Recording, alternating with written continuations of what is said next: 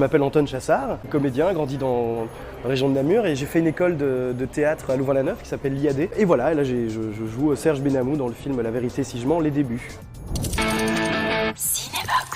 En fait, j'ai passé un casting pour une pub, Intermarché, L'Amour. T'as un mec qui essaye de draguer une caissière en mangeant des légumes. Et en fait, les directeurs de casting m'ont vu. Ils m'ont dit, bah écoute, est-ce que ça te dirait de passer le casting pour Serge Benamou jeune? Et j'étais, ouais, bah oui, carrément, je vais le faire, à fond. En fait, c'est des films que je connaissais bien avant. Mon père était vraiment fan. Et en fait, très jeune, c'est des films dans la comédie française qui sont sortis un petit peu du lot en vrai. Bah déjà, il y a la pression.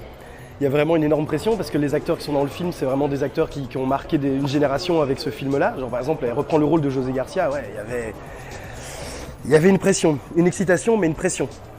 Grosse pression. J'ai repris des extraits du film, j'ai travaillé la voix, je me suis enregistré, etc. C'était rendre ce personnage crédible à 18 ans, qui essaye de pécho et qui essaye d'avoir son bac. C'est un personnage en plus que moi j'ai adoré jouer. Il ment tout le temps, il a plein d'emmerdes tout le temps.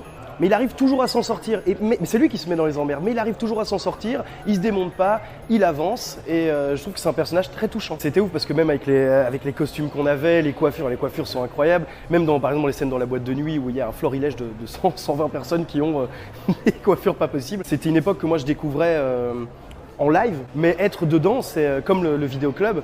C'est génial de se retrouver dans un vidéoclub de VHS. C'était toute l'ambiance qui était vraiment... En plus, je trouve qu'elle est vraiment bien transcrite, ce qui fait de ce film vraiment un film historique sur les années 80. Bully Lanners, moi j'aime vraiment beaucoup. Chaque fois, je passe vraiment un super moment en tout cas. Et souvent touchant, enfin vraiment important aussi. Alors, je suis en attente évidemment de casting, je n'ai pas encore de réponse. Sinon, moi je viens plus aussi du théâtre quand même à la base. Et là, je suis en train d'essayer de me démener pour faire vivre 2 spectacles que j'essaye de mettre en scène.